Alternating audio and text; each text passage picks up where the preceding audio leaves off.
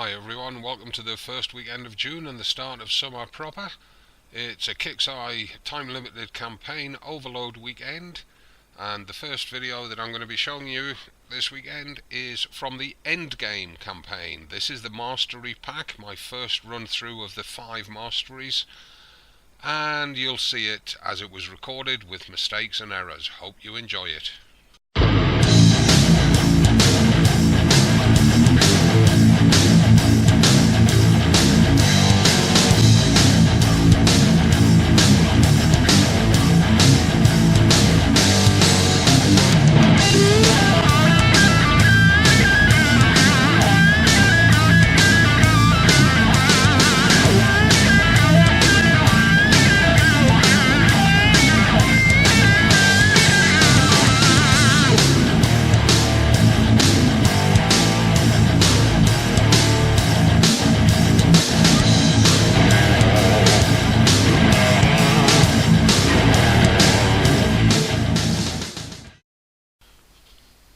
Okay, time to get this campaign underway. I've cleared the preliminary rounds. We only have the Mastery Packs to do now.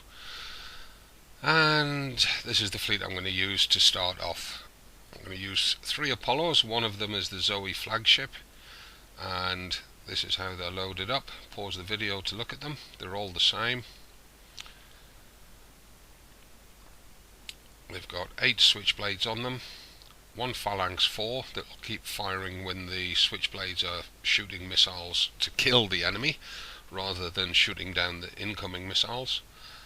And they've got a blade missile on them, which was mainly for spotting in something else.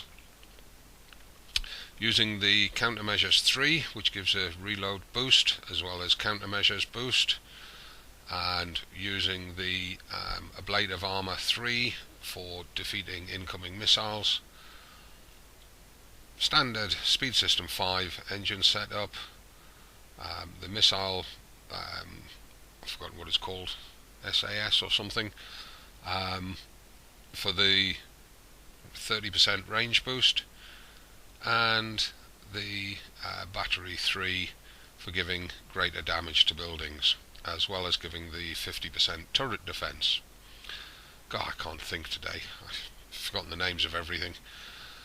That's the way it goes. Right, in terms of crews, for this bunch, I'm going to use the Sea Serpent's crew, which gives a 50% turn speed boost and 24% evade boost. Although the Apollos turn on a sixpence anyway, I want the maximum possible turning because I want to get away from those heavy cruisers with their corrosive guns so that we don't take any corrosive damage, even though my Apollos have got a good corrosive resist. It also helps to reduce the number of missiles that the Zoe Apollos manage to fire whilst we're in range, triggering our missiles going out at them. And of course the 24% evade helps boost the evade on the Apollos to dodge the incoming missiles and ballistics and any torpedoes that turn up, although there's only really the torpedo towers that we have to worry about in that respect. So we'll stick him on and we'll launch the fleet and then start the campaign.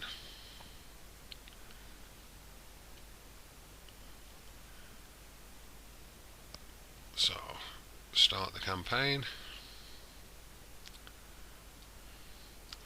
Endgame, Mastery Pack, and as you can see, I've done all the preceding ones, cleared them all out. This time round, in fact, I was only getting the tokens because I'd already cleared everything else for them, and it's these Oppressor build tokens that I'm after, because I've built the bare hulls with an engine and a single weapon on them, and I'll use these 6-day tokens to put the weapons and the armor and specials on them and basically build them for free without tying up my dock.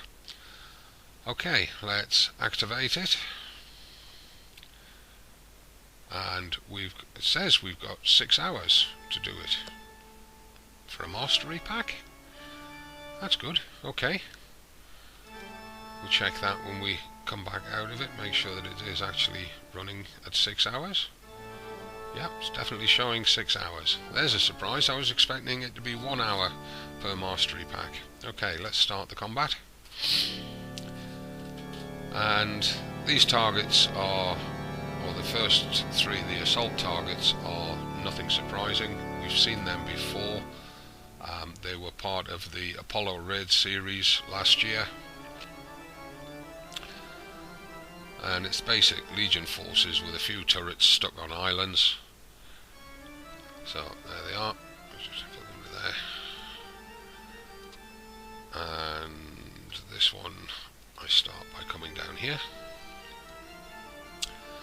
What I'm going to do is I'm going to come in, take out that heavy cruiser, swing around, fire at that. The first shot will destroy it, and then the subsequent shots will use retargeting to overfly and hopefully take that out, at which time the Zoe will be coming out and we then start shooting at him. So we're just about ready to go. In we go. Now you could do this without the Zoe's Apollo. Because of the other boosts that you get from the Zoe Apollo, you might actually need 4 Apollos, but I've seen people do these targets with just 1 or 2. To be honest, it is doable. It just gets to feel a little bit difficult, and as you can see, what I'm doing is I'm letting these, when the lag allows me, I'm letting these Zoes just touch my range circle and then pulling back. Let's see if we can get it. That time was a bit better. And as you can see, only the odd missile is getting through. The phalanx and the switchblades are taking out pretty much all of the missiles that the Zoes fire. And there's just 1 missile out of the salvo getting through there. We want to get rid of that heavy cruiser. Don't stop, keep moving. And as you can see, with that rogue crew giving us the turn and evade, we can U-turn and pull away from that heavy cruiser before he gets a chance to shoot, and we don't take any damage off him. Try the same. The turret got me that time, never mind. Such is life.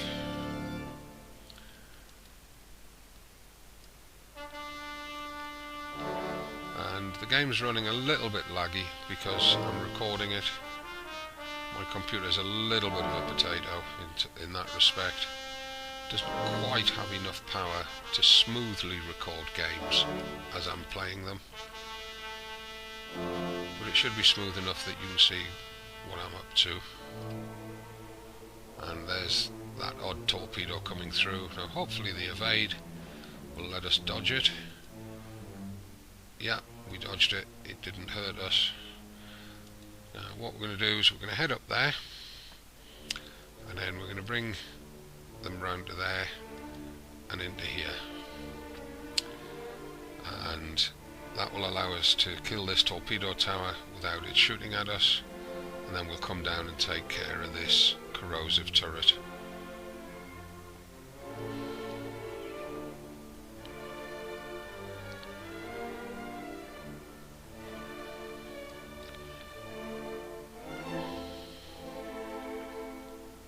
And what we should be able to do is make use of that oil slick to speed past the shot from the corrosive turret. Yep, it fell behind us. And there we go, we're through. Now we've probably taken somewhere between about 8 and 16 minutes of damage there, because I did get a little bit sloppy due to the lag. Yep, definitely 6 hours to do the mastery pack. So let's just see what the repair time on that would have been. Yeah, 18 minutes, because I got a bit sloppy. Now I could dive back to base and just repair them one by one. A minute repair, 5 minutes free for each, but let's just dive straight back into the targets, save your watching time and my recording time.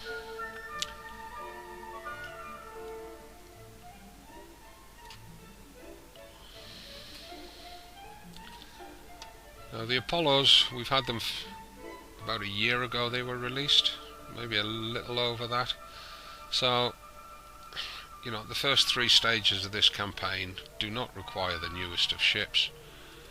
They just require you to have 2 or 3 of these things built and to know how to drive them. And the way to drive them is get them grouped up, get them running fast, never let them stop because they slow down and they've got to build up their speed again. And as soon as they're in range of a target, you turn them, get your shots away.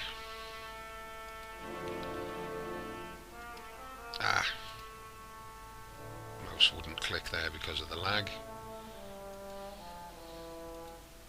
It's funny how when you're going towards a target it clicks first time every time, but when you're trying to get away it lags out and you've got to click it 3 or 4 times. Strange that, Kixeye. I'm not saying it's programmed deliberately, but at times it feels like that.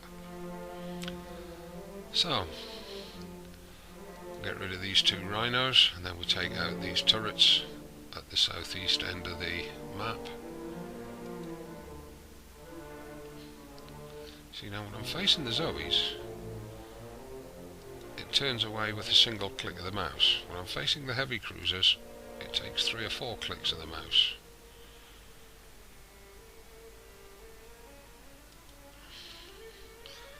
Now these 2 Zoes are going to bunch up behind the island, which should let us get rid of one of those missile turrets minimum.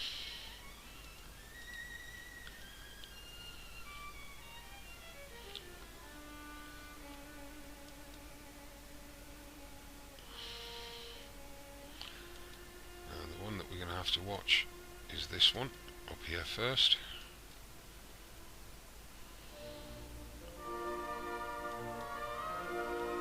I'm not sure if the Zoe or the heavy cruiser is going to be the earliest danger. No, the Zoe was. Strange that, because the heavy cruiser's faster.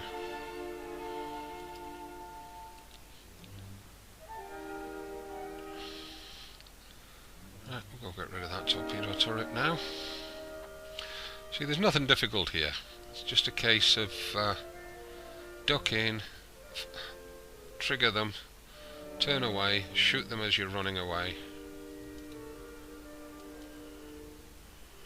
Don't let your ship stop. The moment you let your ship stop, you take a lot of damage because they slow right down.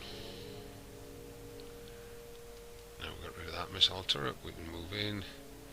Make use of the island to get rid of the torpedo tower.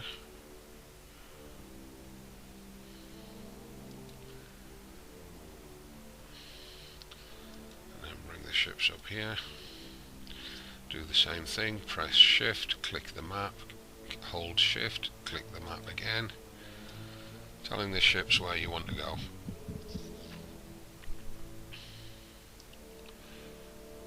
Just a lazy way to navigate around the map. Again, tucking in behind the island so the torpedo tower can't shoot. That's the last one in that target. Ah, he got a shot off and he got me somehow. Oh well.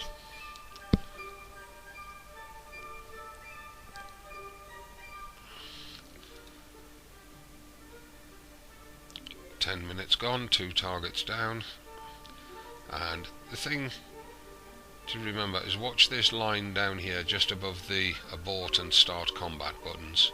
It tells you which hulls you can or cannot use, and up here the red writing is telling you assaults for targets 1 to 3, Conquerors for 4 plus.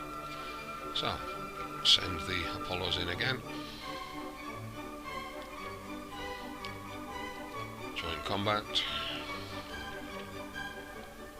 Hopefully it loads quickly. Come on, get a move on. Stop thinking about it. Just do it. There we go. And just turn them away from whatever's up front. Turn them in. Get them to group. try and trigger the heavy cruiser first. Didn't turn them quick enough. Take out this Zoe.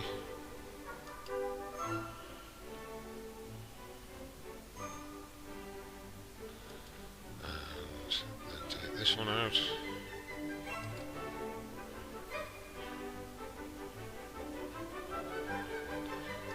Stopped. Take out the heavy cruiser.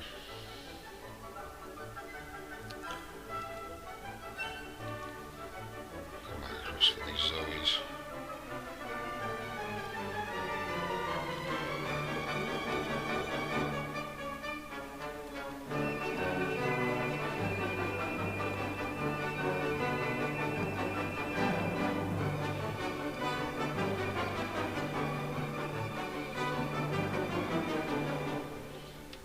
Then we come down here and we take out the rest of the ships before we go near the turrets.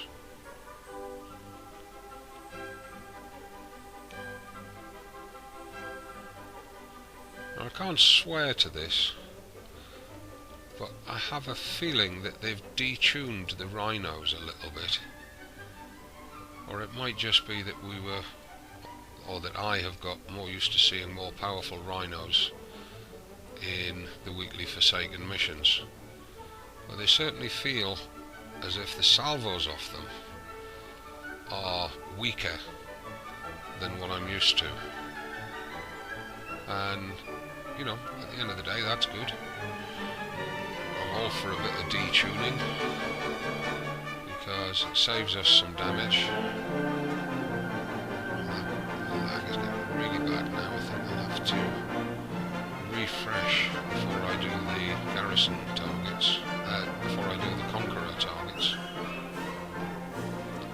which is not an issue.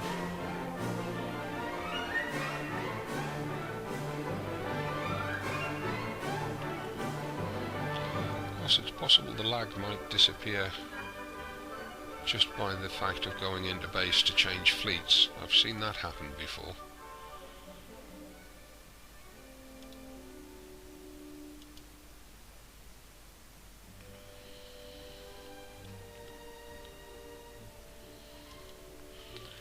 And that time you could see the switchblade countermeasures kicking in. Obviously they weren't happy with the job that the phalanx were doing.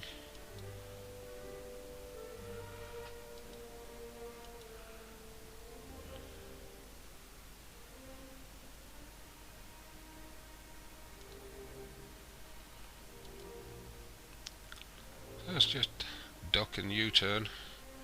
That's all we're doing every time. There's no magic to this at all. It's just watching your screen, seeing what's going on, and taking the necessary actions. The Hullstall raid that used these targets was probably the first raid where I got over 300 million raid points. We still didn't get that damn torpedo tower. Come on. Shoot him. Thank you, finally. Right, now, the route that we want to use here is we want to go up the end of the island, brushing these turrets, getting the missiles out. The volume of missiles is the secret to killing these turrets. We want to get them out as fast as possible. There we are. Right, turn round, and we come along, we nip that turret there.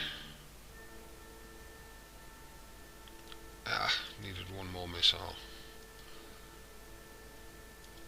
And this is where a fourth ship would really help out, because an extra phalanx would really be killing off all of these missiles. And of course, if you use a bullseye brigade crew, you're going to take zero damage really off these turrets, for the simple reason that every single missile will get knocked down. And of course the thing I forgot about these corrosive turrets is that if you run fast enough you don't take any damage, because all of their shots fall behind you.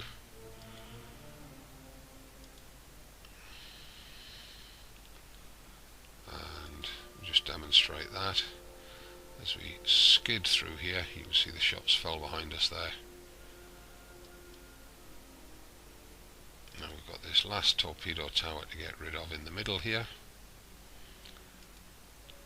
And this is the point where finally we can let the ship stand still. Use the corner of the island to shield us, get rid of the torpedo tower, and just kill everything else that's in range. And then just move through into the middle to destroy anything else that's got any health. So there we are. That's targets 1 to 3 of the Mastery, which are the same throughout the entire campaign at every prize pack level, with no repairs between targets. The Apollos are still afloat, including the Zoe. Notice we're getting no resources at all, and no sector points obviously for a TLC, but no resources off a TLC is a little bit naughty. So it means you've got to stock up on them first, and that took 17 minutes to do the 3 targets, but with a bit of waffle and pausing in between. So now we've got to do the Conqueror targets, and if I just recall him, and we'll have a look at his repairs when we go back into base.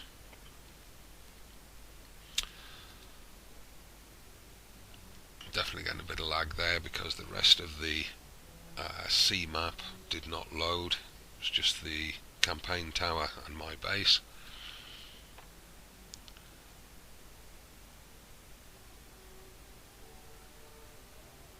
Come on.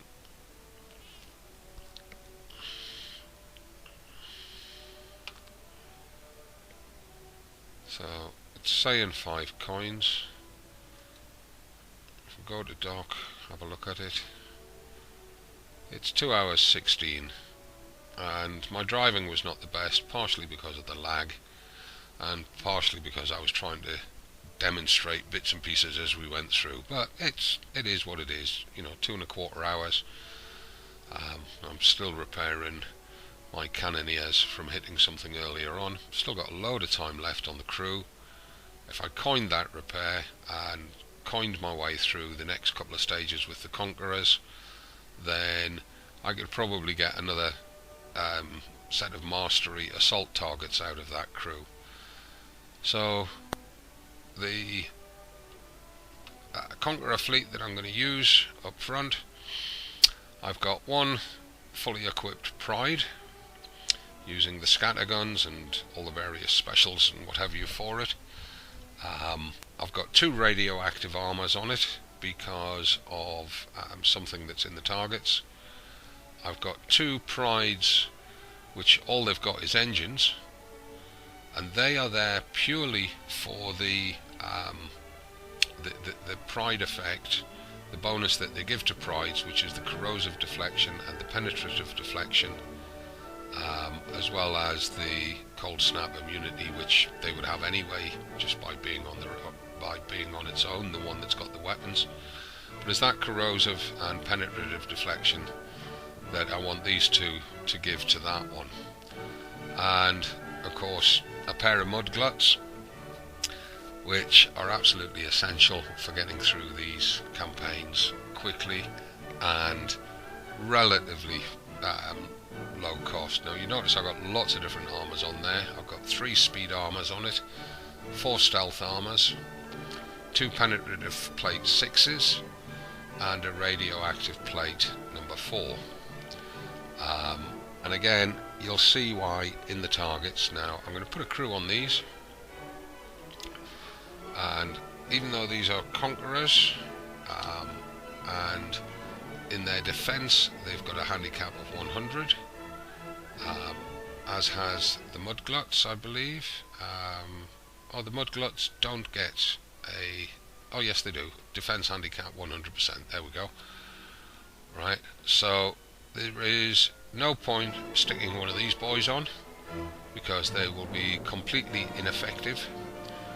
All of their defense boosts will not work on Conquerors. There is absolutely no point wasting a Bullseye Brigade crew in these targets, and at the same time Deadeye Destroyers are pointless. The critical hits, just, we don't need to worry about them. These boys are useful though. They get us an extra 30 seconds in the base attack, and they do an extra 19% building damage, which, you know, that's a good boost. The favoured ship bonuses don't apply at all. So we'll use one of these, and let's go do the target. Now, I'm not the best of drivers on these Conqueror attacks. I have found a way that works for me, so we'll use that. But I warn you in advance, I probably will take a fair bit of damage and have to do some repairs between the 4th and the 5th hits. Oh, I forgot to refresh. Rats. Oh well, this is going to be interesting. Between the lag from recording the hit and the lag that was already building up in the previous target, which is Flash Player cache compression, I believe, we're going to have some fun. Right, the first thing I'm going to do is I'm going to stop all of the ships dead. I'm not going to let them move. And what I want to do is I want to take the first gluttony and just bring it into here.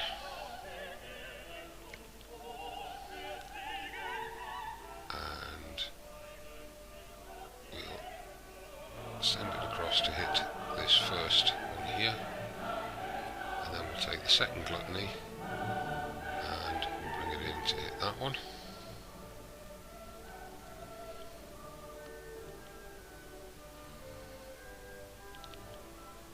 And as you can see, shooting those behemoths is putting some damage down on the centre island. So while the first one is now switching its point of aim to the warehouse and starting to damage up the target, the turrets, the second one is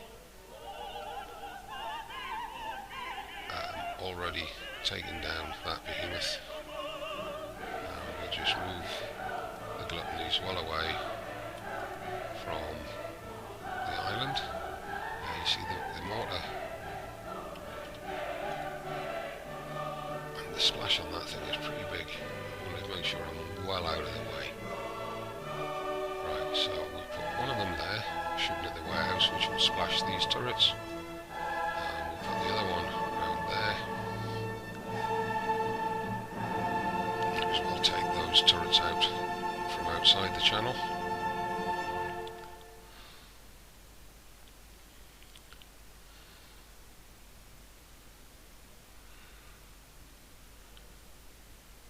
Come on.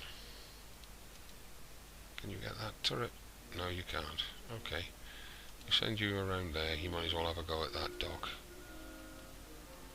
And I don't think you're going to have time to get in there, so we'll bring you back out.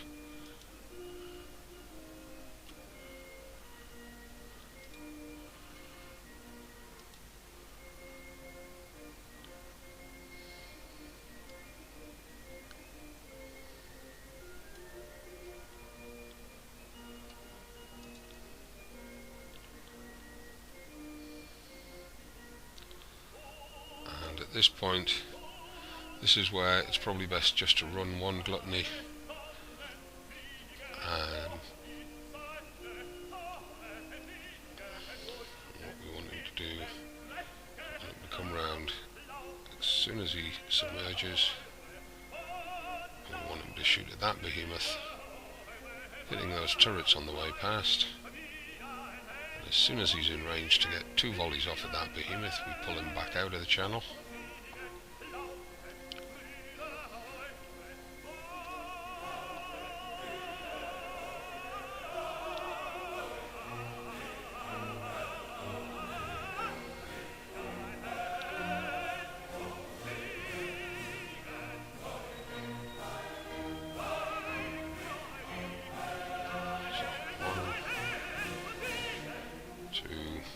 Start bringing him out.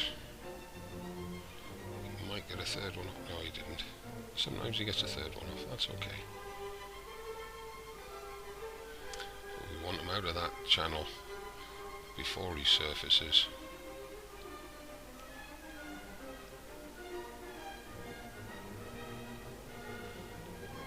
And we'll just get the pinch ready. He's just about to surface.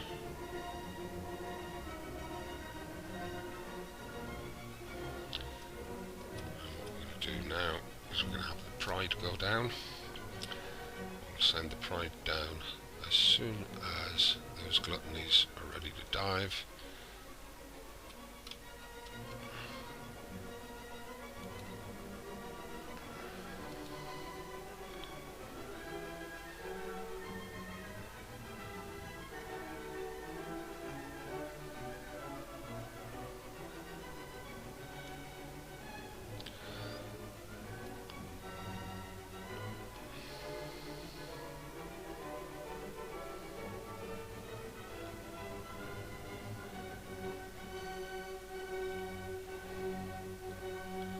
Pride's gonna die. Oh no! Didn't expect that.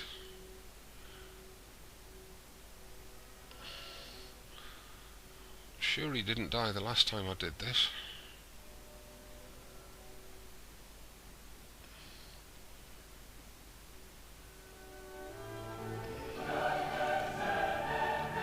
Forget the pinch. That's what it was.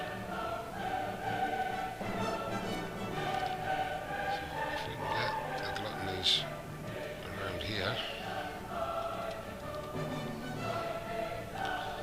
get them inside the minimum range of those turrets, get them to shoot at that one,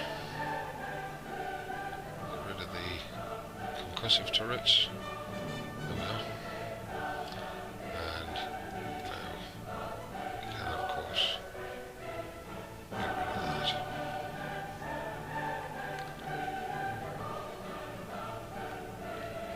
So that was a bit of a fail. Oh dear. And we've still got to have somebody shoot at that.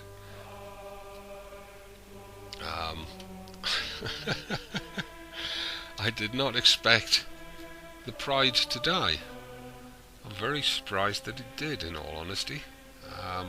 It normally gets through that channel without a problem. I obviously missed something I normally do that I didn't do, and I can't for the life of me think what it was. No doubt one of you will tell me in the comments down below. So there we are. Right. So before we start combat on there, let's just repair that fleet. 2 hours 9 minutes. Ouchies, but for the sake of brevity in the video, I'm just going to instant repair it and throw them back into the target.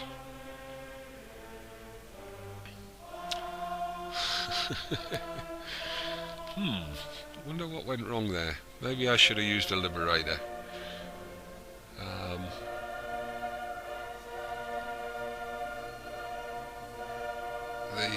The Pride should have shook off all of the ballistic and concussive damage that was getting thrown out of there. Maybe there was more missiles in there than there has been in the past. I don't know. Anyway, target number 5. Let's see where we get with this.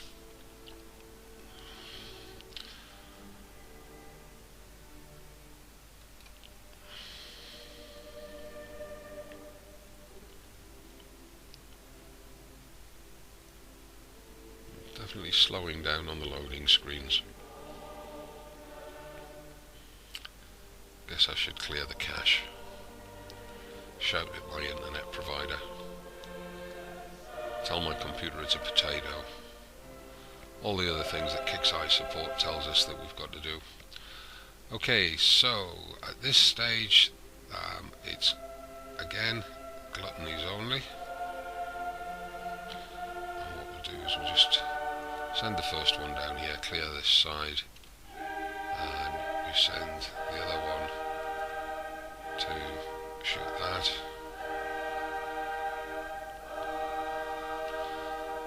In many ways this base is actually easier because it's tighter.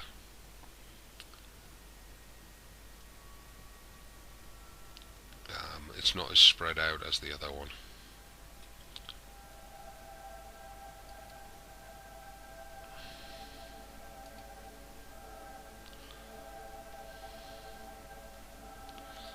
We're going to have to take that one out. Time to withdraw that one.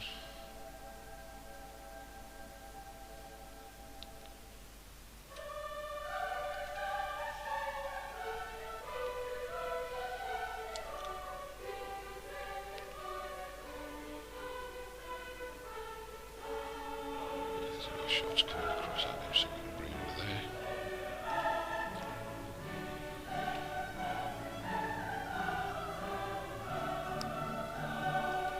Set that one to there. Bring this one back in to shoot here.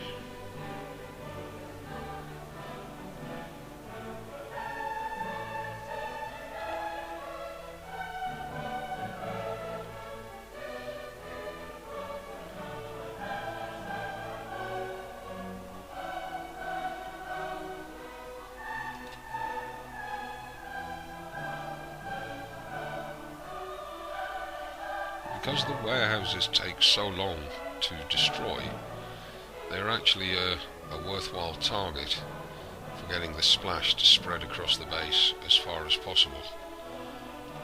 Right, we'll have you over there, mate. Have you up there. And you've maybe got one shot in you, and then we'll have to pull you out. Maybe shouldn't have took that shot, should maybe have just pulled you straight out. Because I think you're going to be in range of that mortar. Maybe we got away with it. Yep, looks like we did.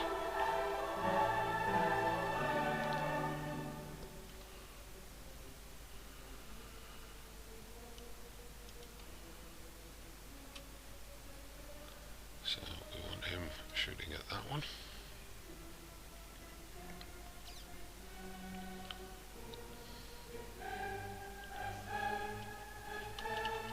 Oh, I thought he could reach that turret, he can't. Okay, we'll bring you up there.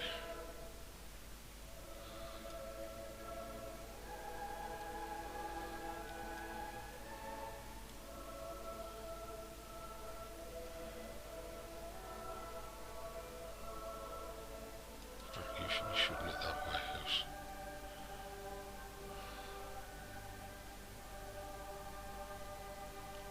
And I think for safety's sake, we'll bring you out. We've got lots of time to go. There's no need to risk getting one of them sunk if there's no need to.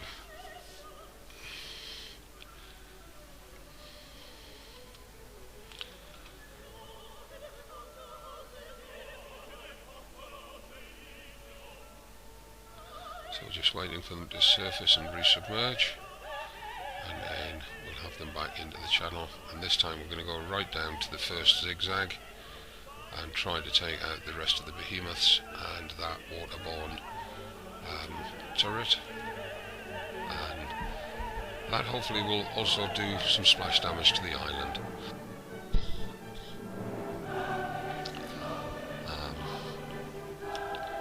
Could do with a little bit more speed on these things, but it is what it is.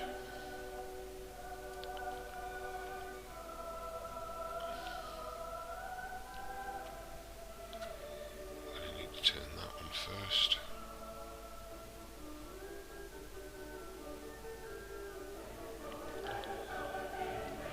So now.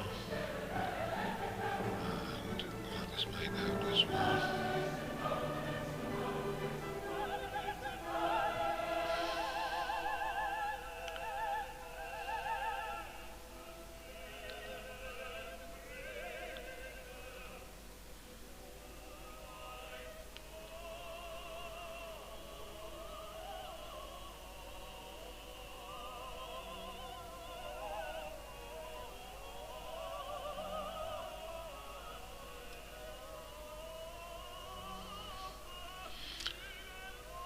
we're going to do this time is we're going to send in the 2 gluttonies, closely followed by the pride, and we're going to position them such that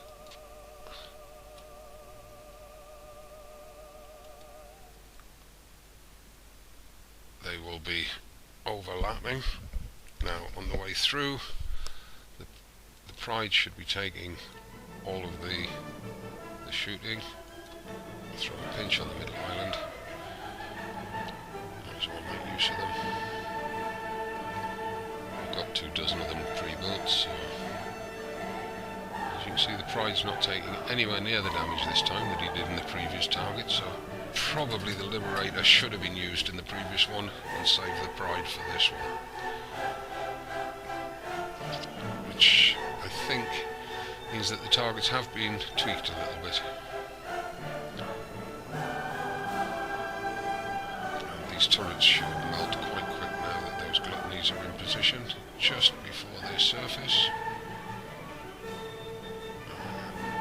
Yeah, we're down to just the warehouses left. And as the final bits of the island go down, that's when the gluttonies just start to surface. So there we are, bit of damage on the pride. We might even have saved ourselves that if we hadn't sent them in and just sent in the 2 gluts. Okay, and that's the prize pack done. That's the first of 5. I've got to do that 5 times to get all of the oppressor tokens. That's fine. That'll keep me busy tonight. Hope you enjoyed that, and we'll see you again soon.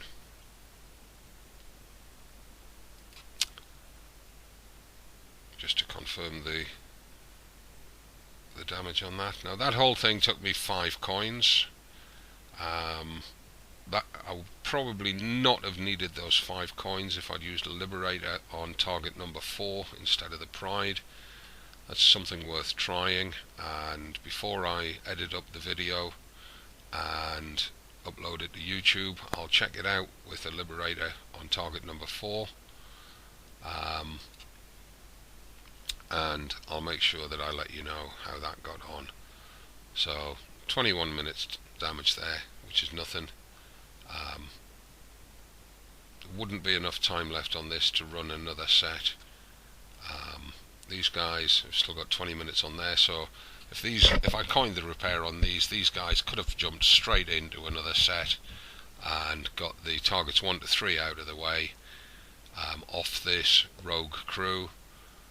But I would have had to put a fresh rogue crew on this one, which is not a problem, because these guys, they're fairly common crews, even though they've got 1 star on them. They do turn up in the rolling quite a bit.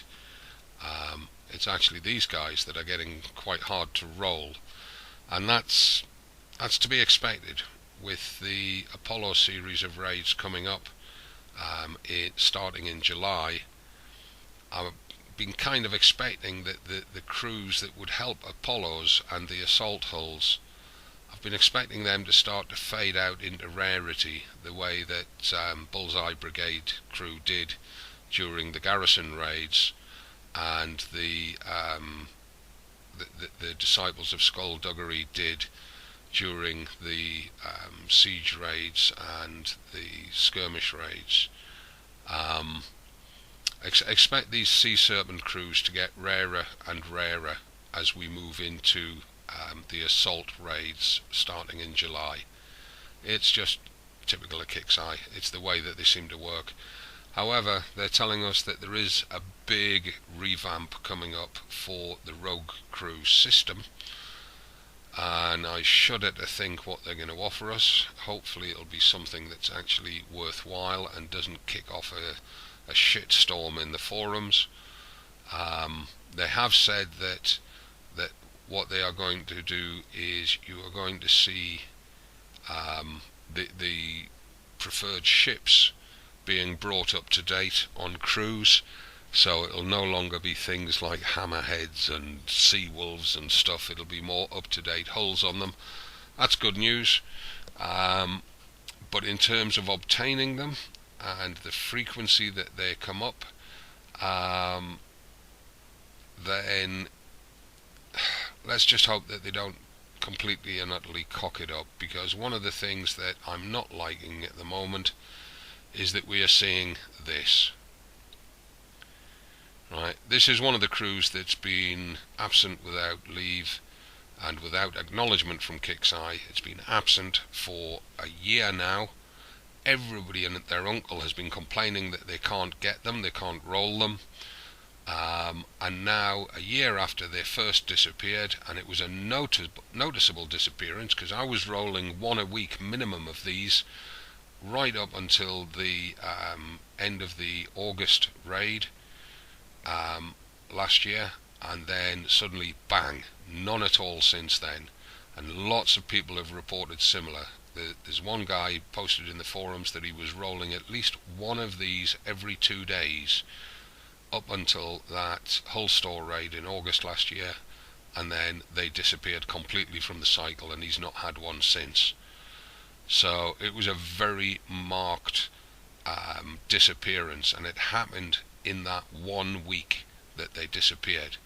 And Kixeye and Doom Rooster and everybody can protest as much as they want that nothing was changed in the frequency of occurrence, but everybody knows that it was, because they just vanished from the face of the earth. And now they've turned up, and they're costing you 72 coins, which in American money is $7.20 to buy one of them. And oops, didn't mean to do that, cancel that. They only last for an hour and a half. This is what I meant to do.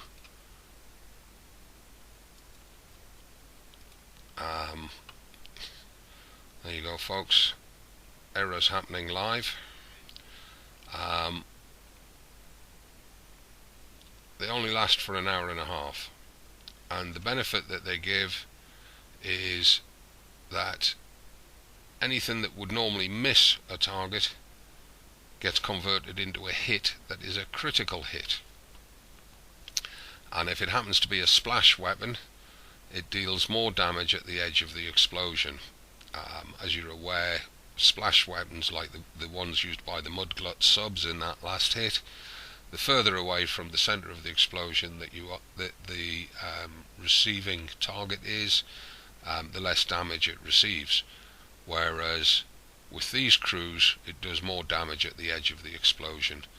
And direct fire weapons like missiles and ballistics, anything that misses becomes a critical hit. Now imagine that with, say, a scattergun. Let's say a scattergun that's pushing out 12 shots.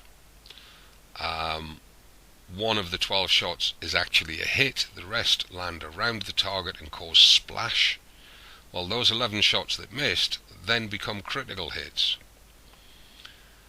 And if the targets are closely grouped, then the splash from those critical hits actually does more damage to nearby targets. So it's a very, very powerful crew, and they used to get rolled quite commonly. So did these guys. These are becoming very rare. I always used to have about 10 of these in my Great Hall, and these three have been sitting there now throughout the current Garrison Raid series, because I don't want to use them. I'm saving them for the next Siege series, because, you know, I'm not going to waste them on Garrison targets when I need them on Siege targets. And same with my Susan Sarandons. She does look like Susan Sarandon, doesn't she? These have become very rare. I've got 4 there now. It's taken me almost 4 months to build up 4 of these, and I know that I'm going to need these during the skirmish series, if not during the assault series. So I'm saving them. These guys, the only purpose for these now is the 30% ship combat speed. Although with a new drone carrier coming out, or is it a UAV carrier? I'm not sure. It's one of the two. The June Hull store raid for the end of the current Garrison series has got a new carrier in it, If it's a drone carrier, then these things might become useful again, as will their 2-star brethren. But that 30% ship combat speed was very useful during the Siege series against the Scourge surfacing target base things, because that extra 30% ship combat speed, both on ironclads and on cannoneers, was very, very useful. Other crews that are getting a bit rare, I'm seeing a lot less of these now, but I'm still seeing quite a lot of them. I'd say they're spawning at about half the rate, or they're rolling at about half the rate they used to. I don't know if that's tied to the fact that the Reaver targets are due to change soon. The Reaver Armada targets for giving uranium, they'll be due up for change after the skirmish series. So it's about 6 months before those targets change. I can't understand why these would be thinning out now. Even the 2-star salties are getting a little bit less common. I'm not seeing them as often when I'm rolling for crews, but they are turning up quite common.